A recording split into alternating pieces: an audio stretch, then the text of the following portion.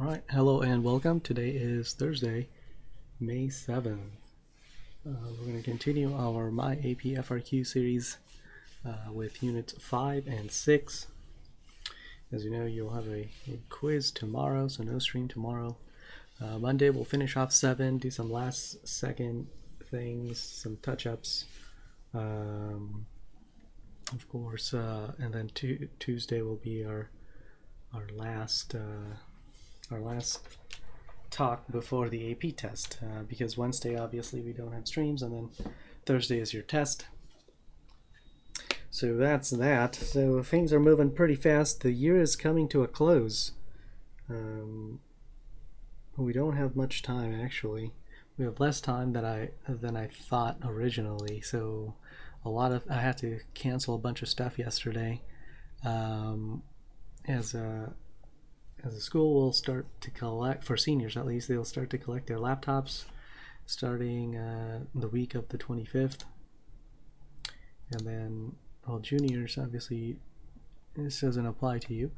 But seniors, you'll have to turn in your books, your laptops starting the week of the 25th, which means we have 2 more full weeks.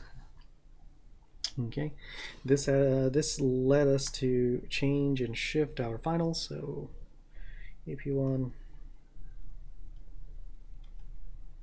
final will be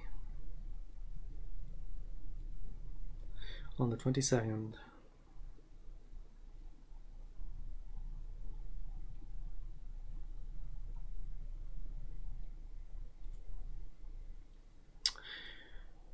All right.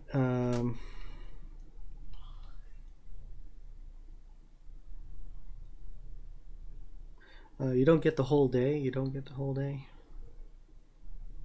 Oops, not PM. That doesn't make sense. 10 a.m. So there will be a window.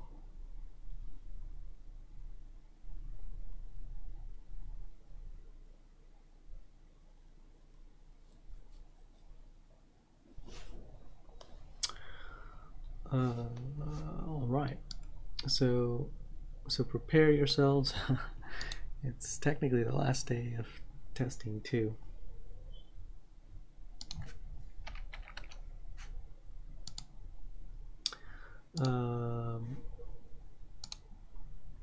Okay, so this is your final. Make sure you jot this down. Be prepared.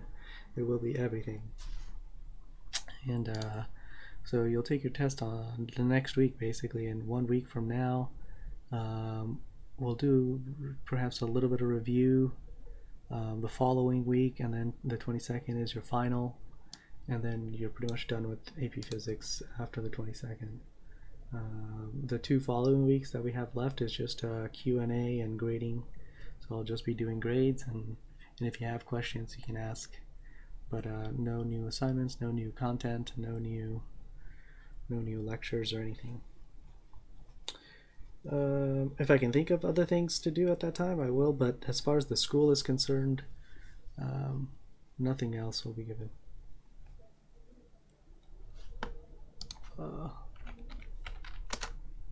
It'll be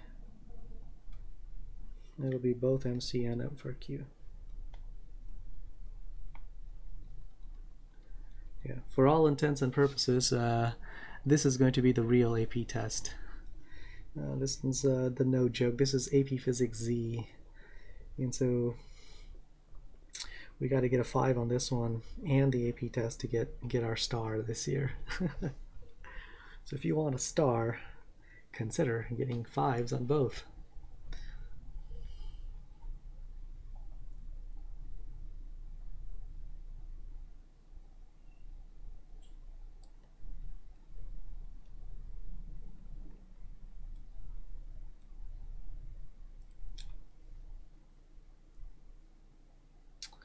It'll be up to 45 minutes.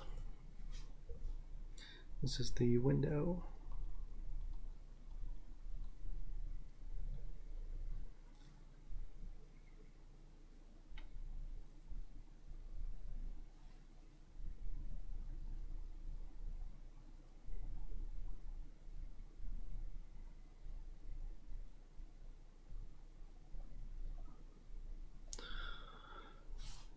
What's that? Here's unit 5-1.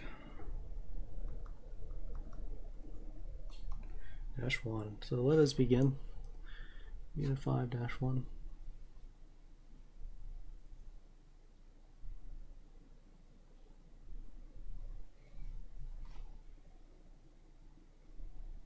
Oh wait, no it's not. It's... shoot.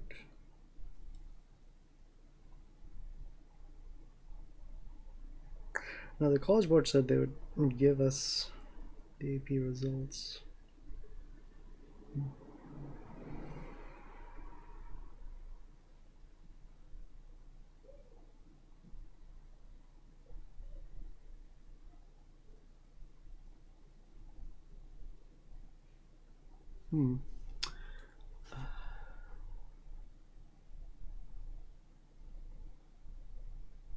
Yeah, you're taking it on Canvas, so just like you've been taking quizzes. It'll be just like tomorrow's quiz, except a lot longer. So you'll get a taste of it tomorrow.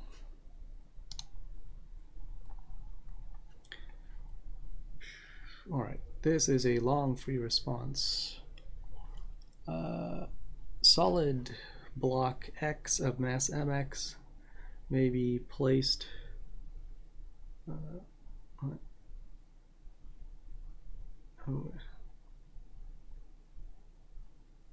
okay, good AP1 student. I'm glad you're gonna take it. Solid block X of mass mx may be placed at different locations along a curved ramp. At the bottom of the ramp is a solid block Y of mass my that is at rest on a horizontal surface. Figure 1 shows blah blah blah. A group of students must graphically determine the relationship between the release height of block X and the speed at which the two block system travels after the blocks collide and stick together. Figure 2 shows both blocks after the collision. Frictional forces between X and the ramp and between both blocks and the horizontal surface are considered to be negligible. Oh wow, no friction. Too easy.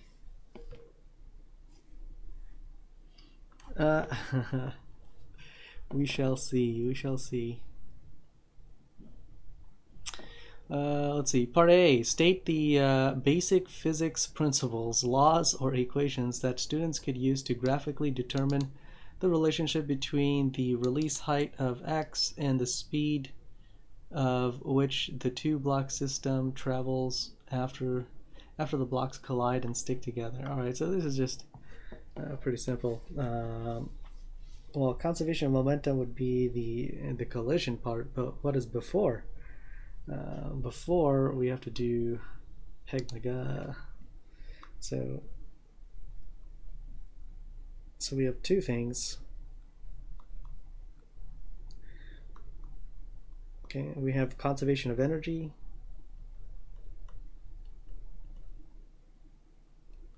So where this thing moves and collides, and then after the collision we have conservation of moment, or sorry, I shouldn't say after.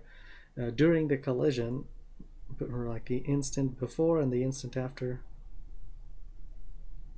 of momentum.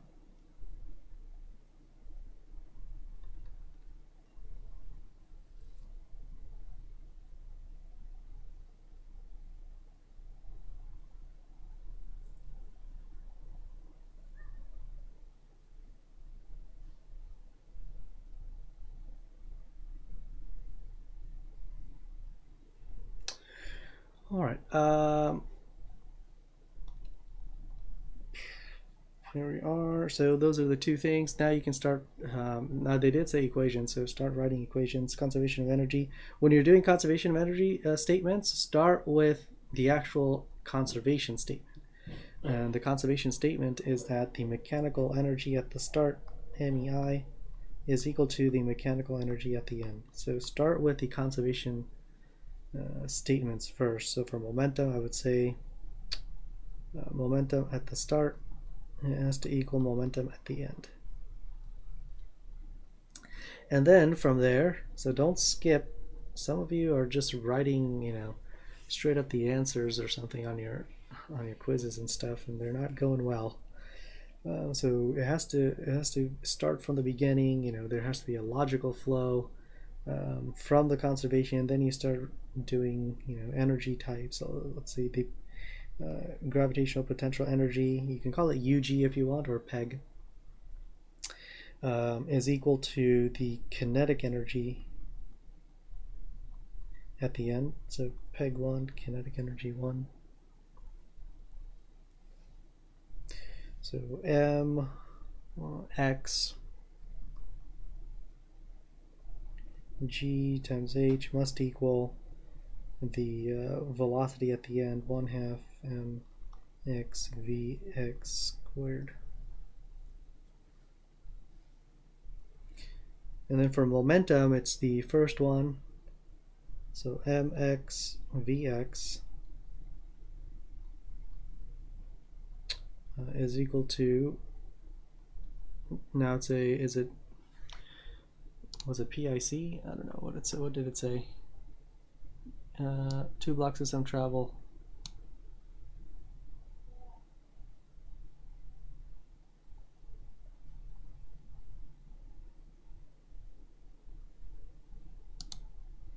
The two block system travel, so it is PIC.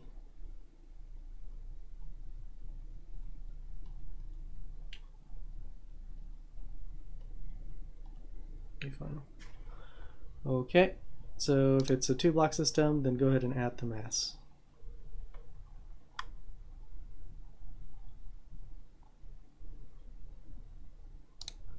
Okay, derive an equation that relates the initial height h. Oh, we just did that. Okay, so the conservation statements, you would have to write things like, not only that, just once you write an equation, actually use words to explain it. So you'd say something like the initial gravitational potential energy of block X converts to kinetic energy right before the collision, and then the momentum of block X right before the collision should be equal to the final momentum of the system after the collision. And it's the system because the initial momentum of the second block, block Y, is 0. It was stationary. So that would be section 1. And then for section 2, you would do the actual equations we just wrote of the two block system after the collision, blah, blah, and fundamental constants. Okay, so we got those.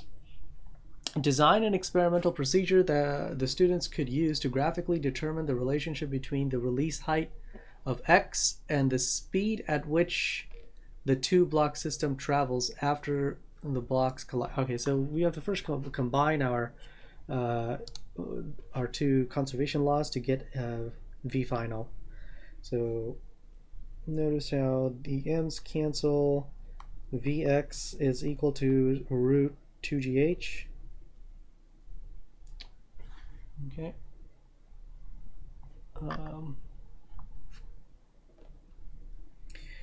Wait, is h given? Is h a variable? No, so we can define it. Cool. H, and then plug this stuff in to get V final. So V final as an equation is equal to mx rad 2gh over the total mass.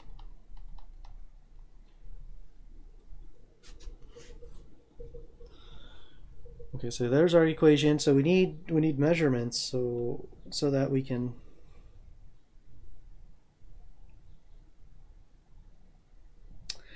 do this. So what are we looking for? We want to design an experiment to graphically determine the relationship between the release height and the speed at which the two blocks. Oh, so I need VF on one side and then H on the other. Yikes.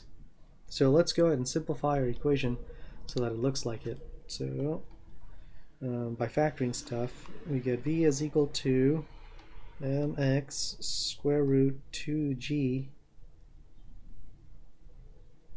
over mx plus my, these are all constants, times rad h. They called it x for the height. Oh, they did. Let's go back. Oh, it's in the yeah, it's in the paragraph. A solid. So let's see. A solid block X of mass mx may be placed at different locations along the curved path. I don't see that. So both blocks before. Yeah, they don't actually label H. Yikes, man. Alright, so back to so all the stuff in the front is a constant. Nice.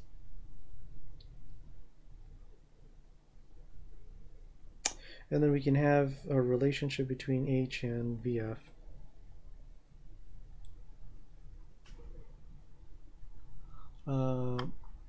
Or, I mean, there are other ways. You don't have to do it this way. I mean, of course, there are with design questions. There are multiple answers technically. So if I did this, then we get like a square root relationship because all of this stuff is a constant, right? Let's see, if I square everything, I get H is equal to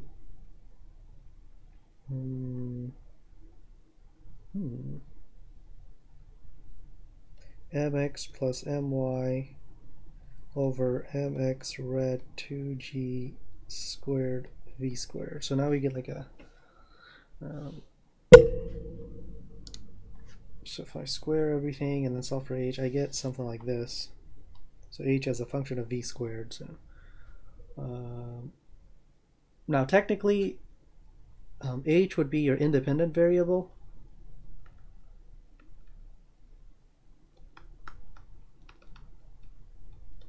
So when you have your independent variable, the thing that you can change,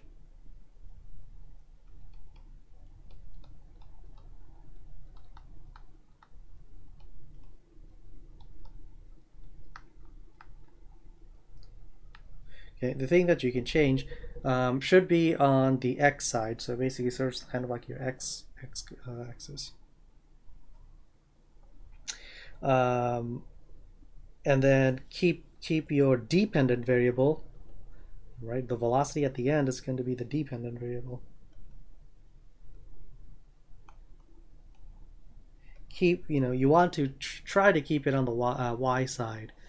So now sometimes, I mean, it is possible to change that and then do inverse slopes and other stuff. But typically the general rule in science is to keep your independent variable on the x side and then keep your dependent variable on the y side. So you can technically graph. So if you keep it this way, you can graph your output, which is your velocity, but on the x-axis you can graph rad h instead, square root h. Now with square root h you're going to need proper units. So what are my units for the x-axis? This would be in units of square root meters. So this is meters per second, and this would be square root meters.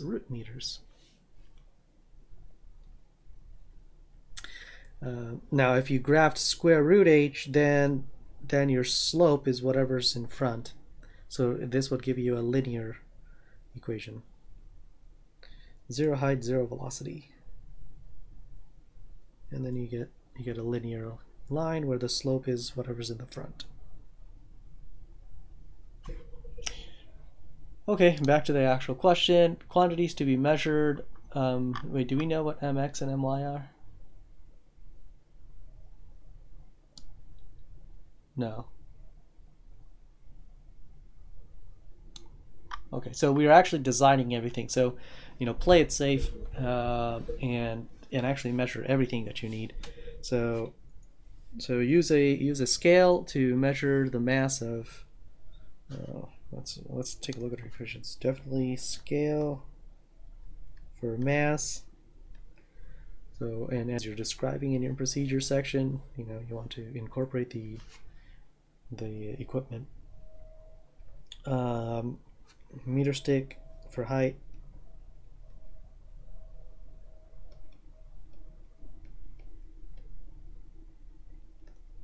Okay, but we also have to measure the final velocity.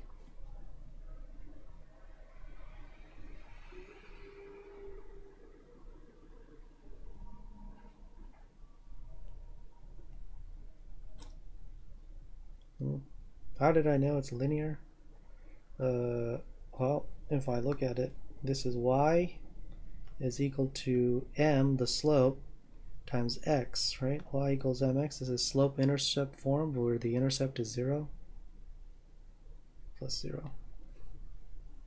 And so if vf is the y and m is whatever's inside this black box, green box, and if I make this thing the x, well, then it becomes linear. So I make the x-axis square root h.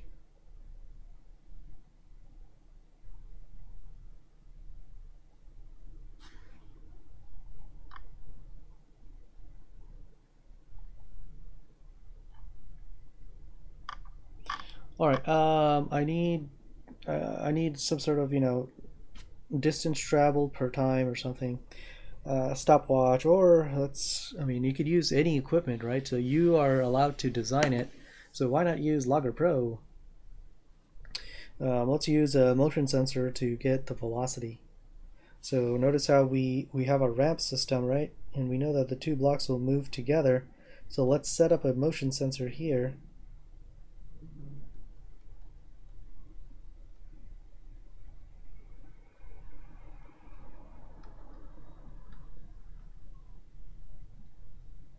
Here's our laptop,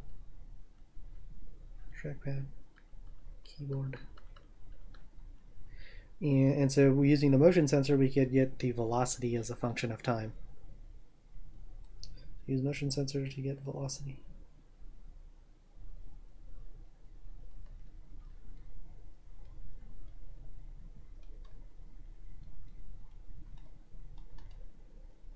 Ideally, after the collision, the object is not accelerating because there's no friction. So your motion sensor, what is it going to give you? Well, as x is falling, so let's say you start at t0. T0 is when it starts to fall. When x is released. Okay, the motion sensor is at the end of your track. Therefore, it's only going to measure whatever is here, block y.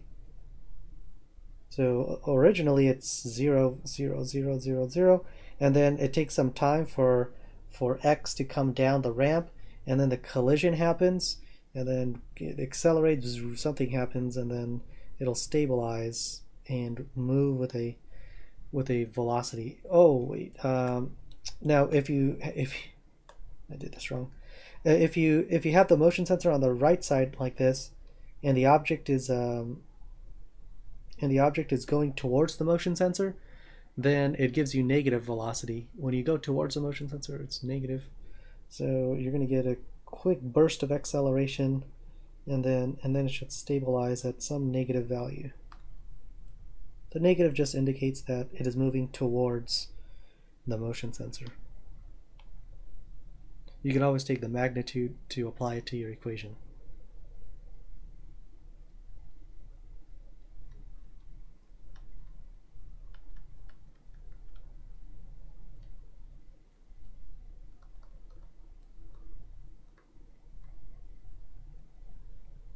So negative velocity for motion sensor, it means object is moving towards. Gosh. Object is moving towards the sensor.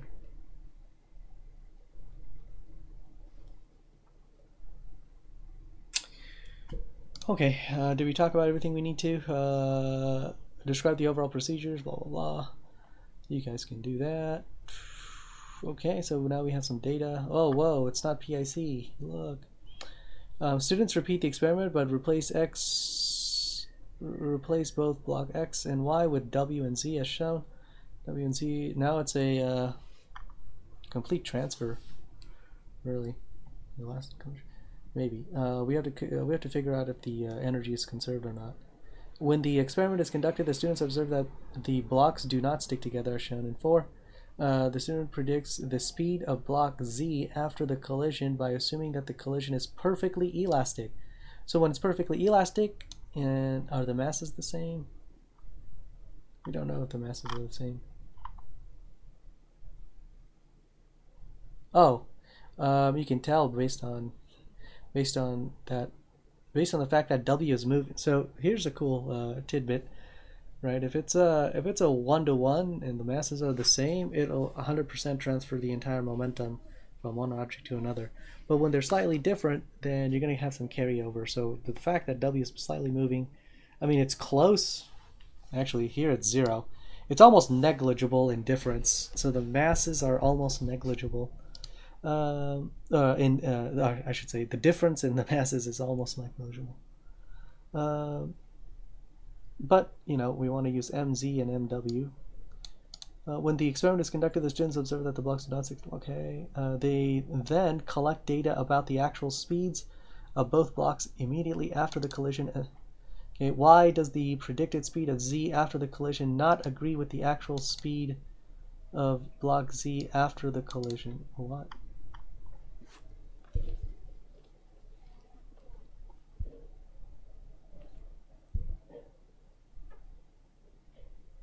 Why does the predicted speed, okay, actual, so what did they predict?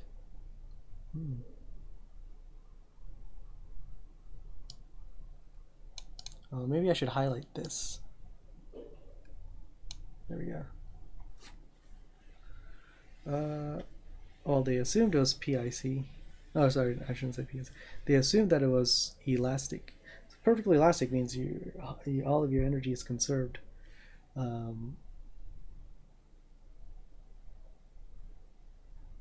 And so one could be that some of the energy is lost during the collision.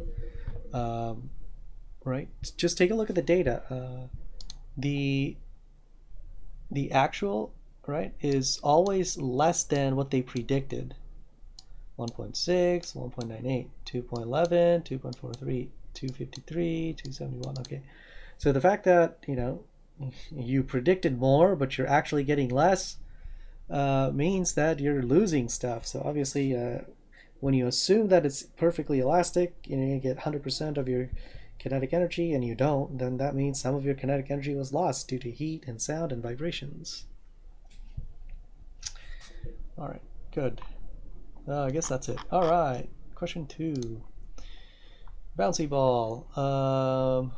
A ball is this a short one? Good, it's a short one. A ball is thrown toward the ground. The figure shows the direction of the ball before it reaches the ground and the direction. Okay, so it's a two-dimensional moment. Two-dimensional conservation of momentum, or momentum has to be conserved both in the x-axis and the y-axis, unless acted upon by an external force. After the bounce, the ball leaves the ground with the same speed. Ooh, that's kind of important. So if it's going at the same speed, then nothing was lost. The angle between the ground and the ball's direction of travel is theta 0. Okay. If you're studying for AP Physics 2, this is it's like bouncing a laser off of a mirror. Law of reflection. After the ball bounces off the ground, the positive directions are indicated in the figure. Each grid below represents a component of the change in momentum of the ball as a result of the bounce.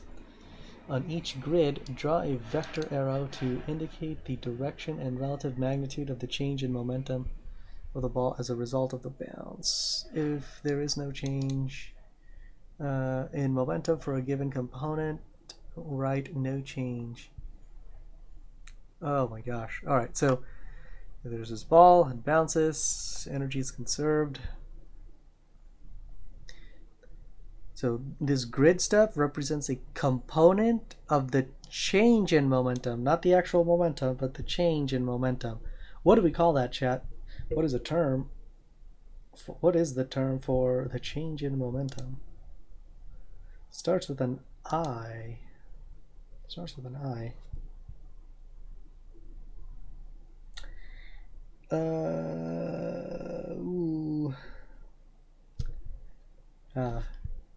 Yeah, I think you're saying impulse. Impulse.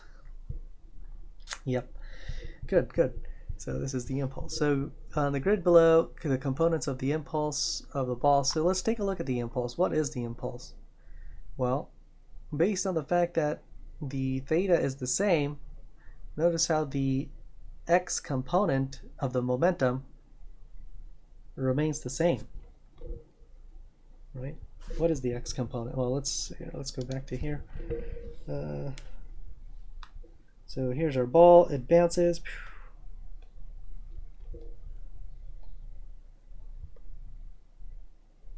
Right? The x component would be this arrow here, mass times velocity x.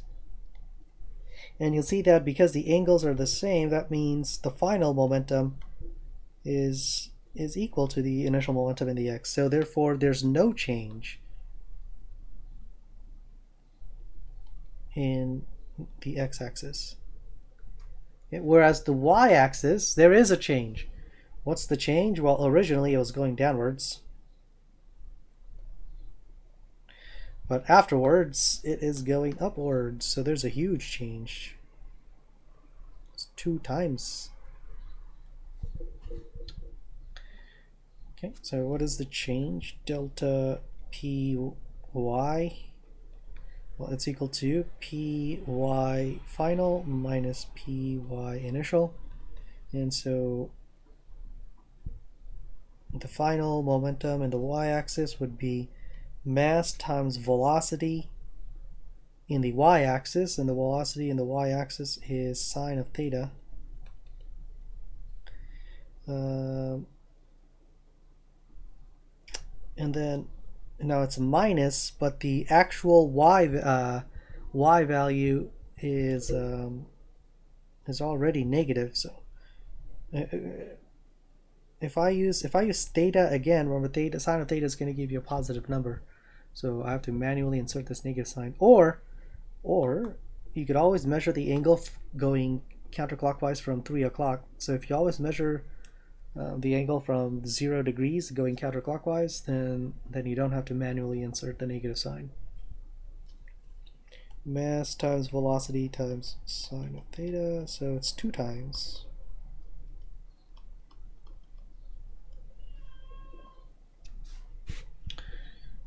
Okay. Alright, so horizontal no change, vertical blah blah. Vector arrow to indicate the direction of the relative magnitude. So I'm going to draw an upwards arrow, and voila. And I want to draw it like right here. So the actual impulse is applied during the collision.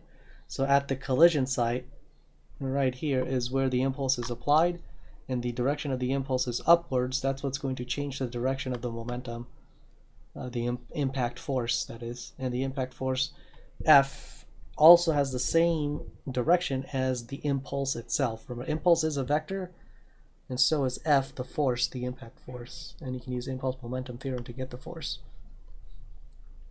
Right, now we have a straight bounce. All right, let's see. A ball of mass m is released from H above the ground, or H1. After the ball reaches the ground, it bounces and travels to H2 above the ground, so an actual realistic bouncy ball. And as shown in a clear, coherent paragraph length response that may include blah, blah, blah, blah, blah. Using conservation momentum and the conservation energy y, H2 is less than H1. Okay, so obviously we start with peg, we convert to KE. During the bounce, we lost some energy. So this is clearly not a perfectly elastic collision where we get 100% of the energy back.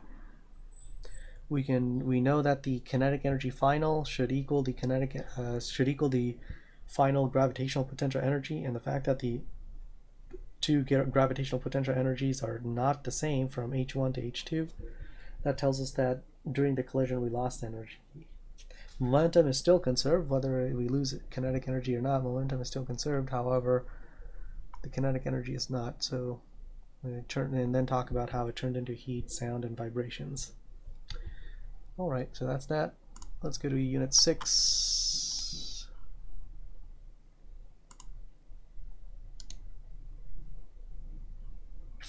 Oh, great. I got kicked out. Excellent.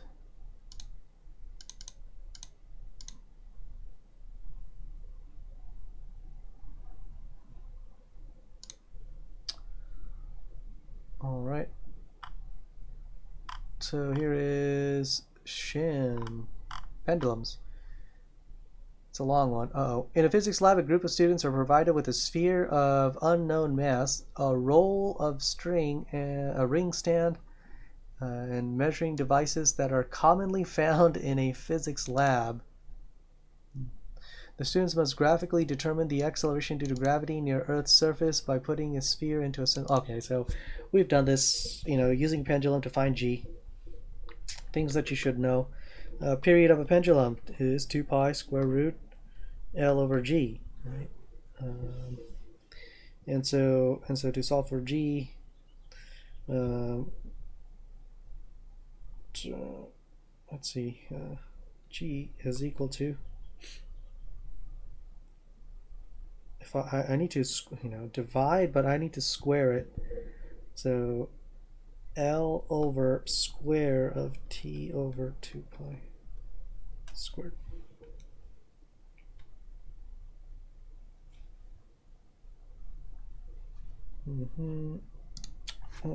So T equals 2 pi square root L over G, and if I solve for G, I get L over T over 2 pi square, and then square the whole thing. So now we have some sort of thing as a function, blah, blah, blah. All right. So those are things that we need to know going in. All right, let's see what the actual question is. State a basic physics principle, law, or equation that the students could use to graphically determine the acceleration due to gravity near Earth's surface by putting the sphere into a simple harmonic motion. Okay, so pendulum, the period of a pendulum equation, blah, blah, blah, and then solve for G, so that's what we did. So what do we need? Well, in part A, we're just stating the principle. So then we can talk about what we need. Design an experimental procedure. Okay, so what we need, so based on the equation, we can figure out what we need. We definitely need L. And we need T. And based on L and T, we can figure out what gravity is.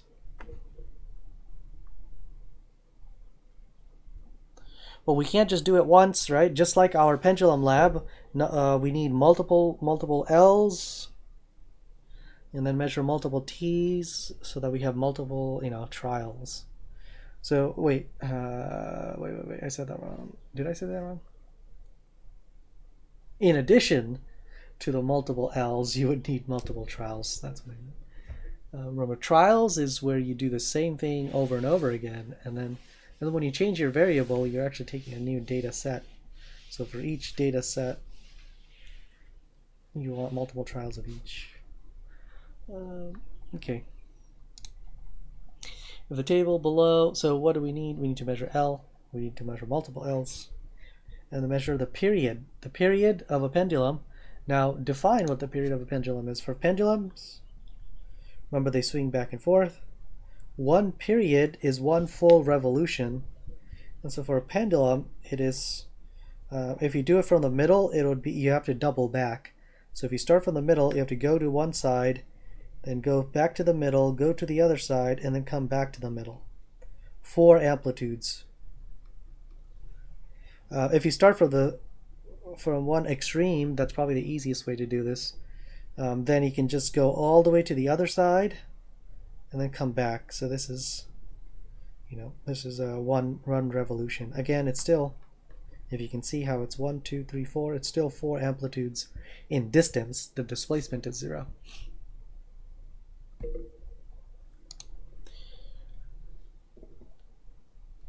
Okay, and what is important about pendulums to be in shim? That small little detail that we need to make sure that's going to separate the students who get a 4 from the students who get a 5. What do we need to ensure? You guys remember from your pendulum lab? Pendulums need to be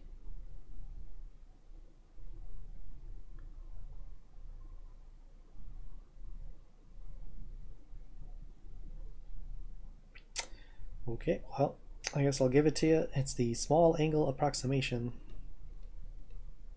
Otherwise, it's not in shim.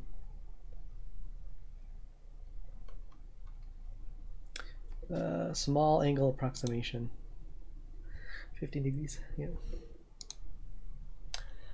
Describe the overall procedure to be used, referring to the table. Okay, so describe procedures. All right. When you write your procedures, make sure it's logical. So start by measuring the length. Move the pendulum bob to one side. Make sure the overall angle is less than 15 degrees. Yeah. And then release. Measure the period. Use a stopwatch to measure the period. Actually, we don't want to measure just one revolution, right? So we don't want to just let it go to one side and then stop the clock when it gets back to the original position. What should we do instead? Because we want to minimize our error. So what do we do? Instead of using a photo gate, remember, we want to see if we can do this with generic things. Think about how you did your spring mass system.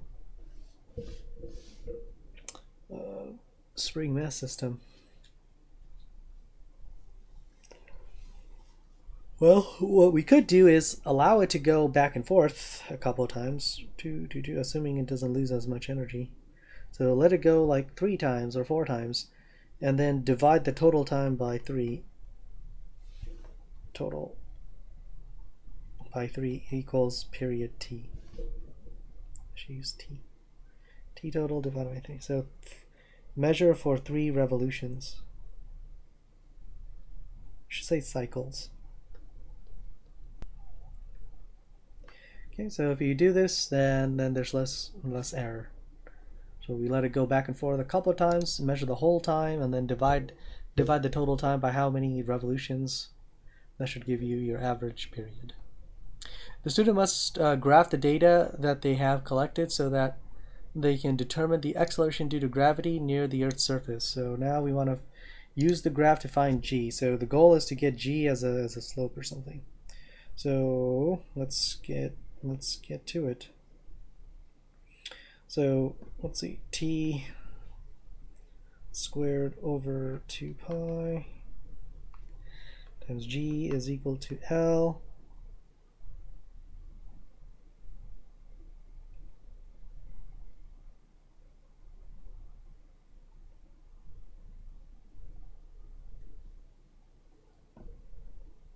So anything we use, that's a good question. The question was, Photogate considered common? Okay, anything we used in our physics lab can be used on the AP test. However, you have to be very specific on how you're going to use that device. So don't just say use a photogate to get the period. You have to actually explain how the photogate works. And so if you're going to use high tech, you're allowed to, as long as you explain how the device will be used to a very fine detail. Position the motion detector in front of the block. Connect the motion detector to your hub, vernier sensor hub, or it's called a hub, Logger Pro hub. Logger Pro hub, and then use Logger Pro to get velocity data. So if you're going to use high tech, then you have to explain each sensor and each thing. With photogates, you have to connect it to your timer. So the photogate will be connected to your timer device. And then you have to explain how the photogate only gives you the time, But then if you use the photo gate, now you have to get the diameter or the width of your mass or whatever, and then get, to get the velocity. Actually, no, we don't want velocity. We just want period. So now you have to explain how, change the setting to period mode. However, the period mode only gives you half the period, and then you have to multiply the period by 2, or the time that the photo gate gives you by 2 to get the actual period. So yes, you can use any device that you used in our physics lab, but you have to, now during your procedure section, you have to explain it to greater detail. But if you use like easy generic things, then yeah, it saves you some time. Okay, so graph. So how do we graph this? I want G by itself. You can see how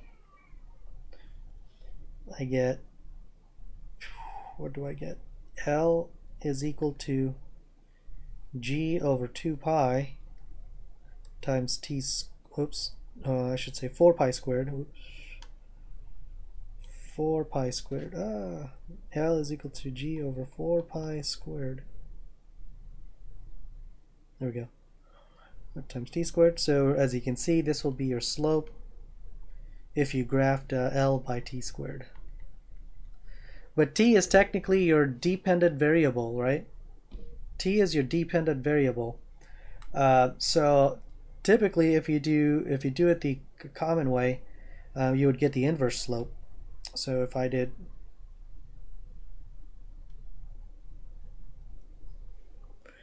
I flip this,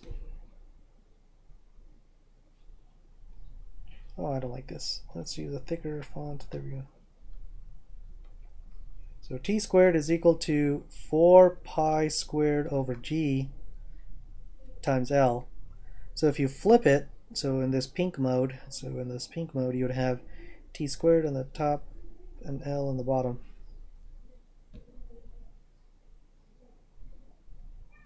And now the slope is actually 4 pi squared over G, and then you set the slope equal to this and then solve. So gravity would be equal to 4 pi squared over slope.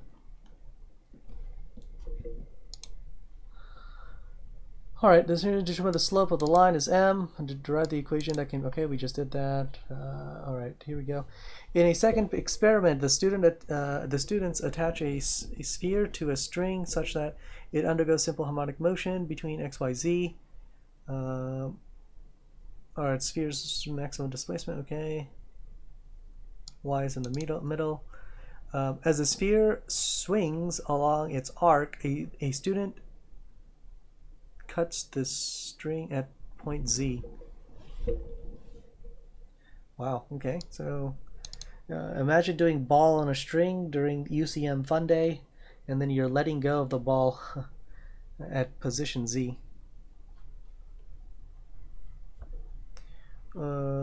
See, every single thing we did turns into an FRQ question on the AP test.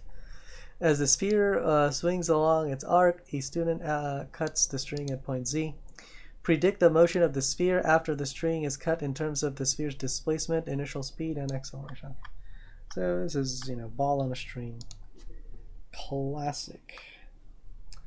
So we are over here. Okay, so our velocity is tangent, so 90 degrees. So here's our velocity vector. So now it's just a parabolic trajectory, 2D kinematic stuff. Depending on how high we are. Marble in a cup or marble in a cup 2. So of course, after you cut it, the acceleration is straight down due to gravity.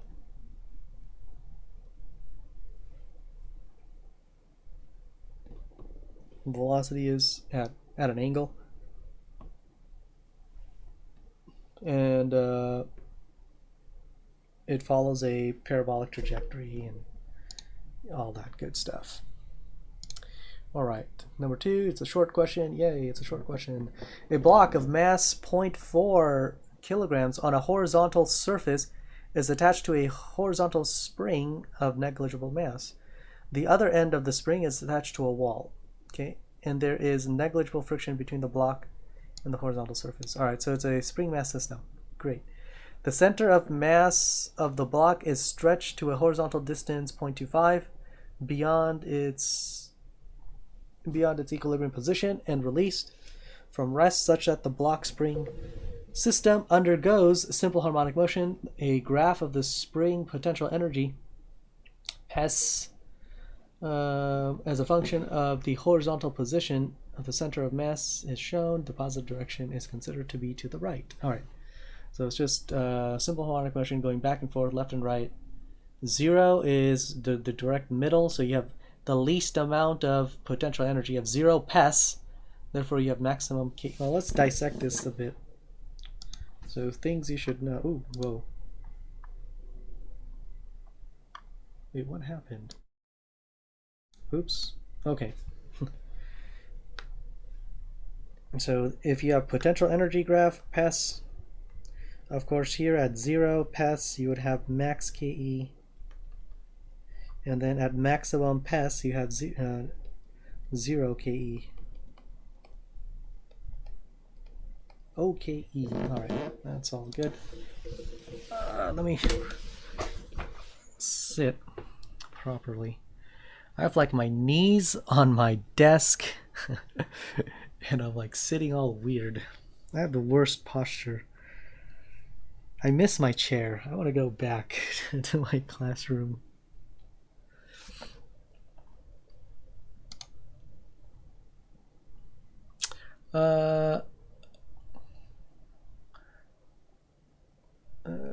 Let's see, section A. On the grid below, sketch a graph of the force exerted by the spring on the block as a function of the block's horizontal position. Ooh. So we need a force graph. Okay. So obviously, this is the spring force. The spring force is equal to kx. Hooke's law. It's actually negative kx. But what are we graphing? We're graphing the force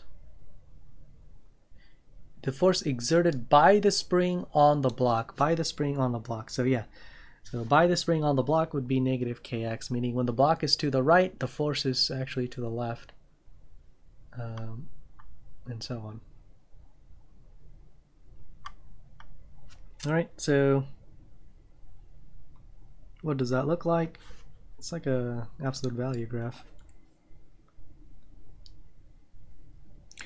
When x is positive, f is negative.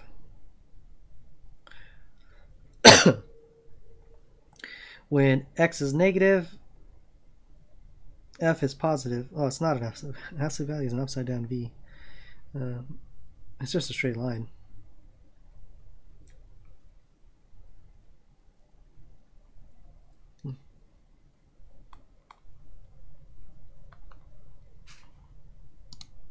Now, do we know values? Oh, actually, notice how the y value is not. So, I mean, technically, you're probably not going to do a graph question tomorrow. You don't have to draw it, but if there is a graph, they'll give you the graph, and you're probably going to have to analyze the graph. So, graph analysis is definitely going to be on the test. You probably don't have to draw one.